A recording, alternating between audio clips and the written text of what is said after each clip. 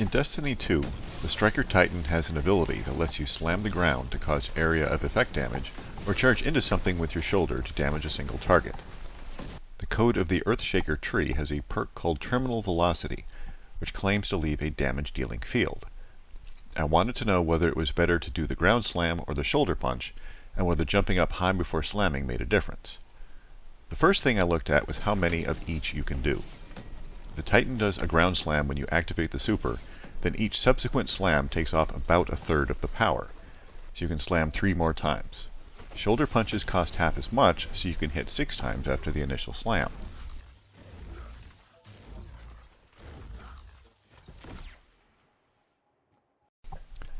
Next, I looked at how much damage each attack can do. I used this unsuspecting Loyalist Colossus from the level 300 Leviathan raid for the experiments. Standing a short distance away, I activate the super and do 2795 damage on the left and 2577 on the right. I get a little bit closer and slam again, and do 3281 on the left and 1806 on the right. To finish things off, I wind up and smash again from fairly far away, and this time only do 511 damage. The damage is generally proportional to distance, but I found that there's some weirdness in the calculation at certain angles. Let's try this from a different angle, starting right up close. I activate the super, and do 3673 to the nearby one, and only 3218 to the farther one. So we're doing less damage at a distance, but it's not reduced much. Does jumping matter?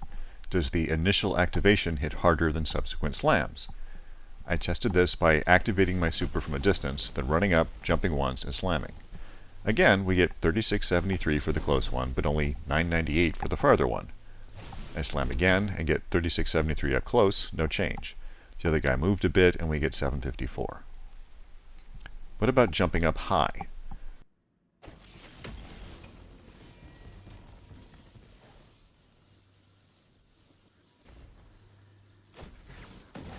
$3673 up close and 1244 for the far one.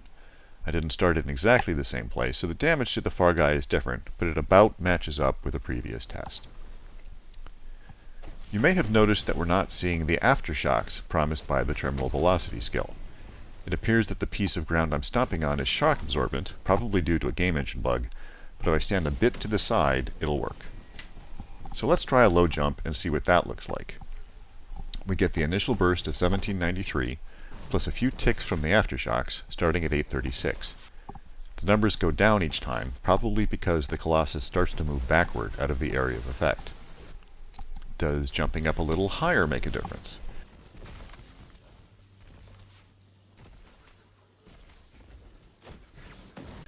My position wasn't in exactly the same place, so I get an initial burst of 1624, followed by a pulse at 767. Pretty close to what we got last time.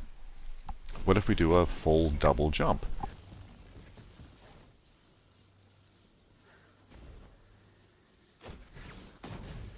Now we see something interesting.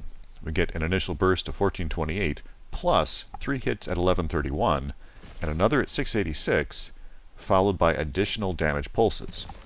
By jumping up high, we've more than doubled the damage. What if we start on a high ledge and jump up high?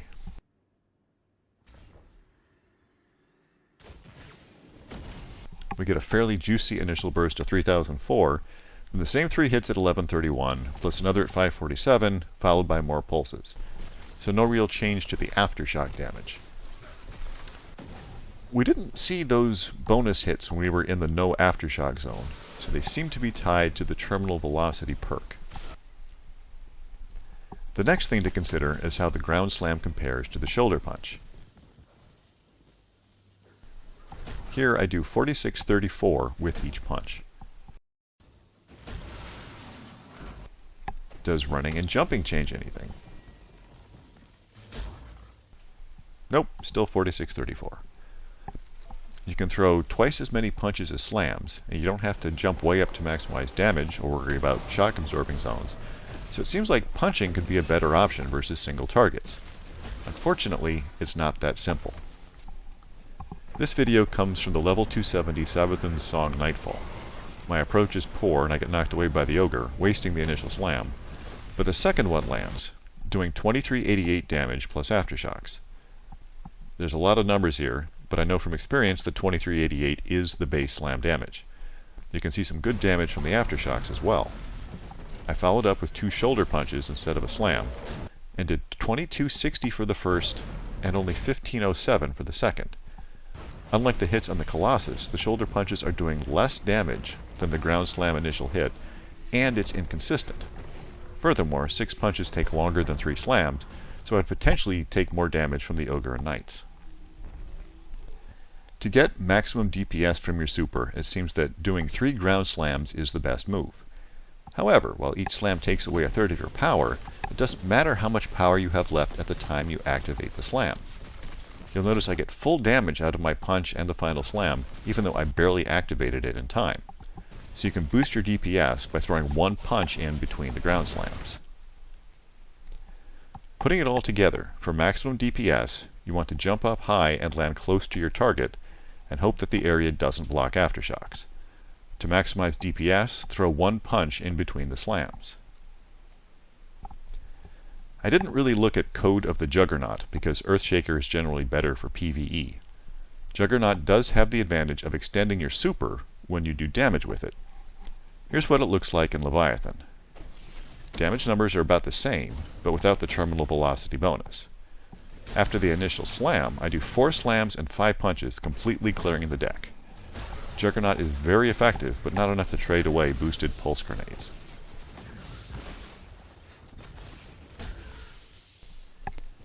That's it. Hope this was useful.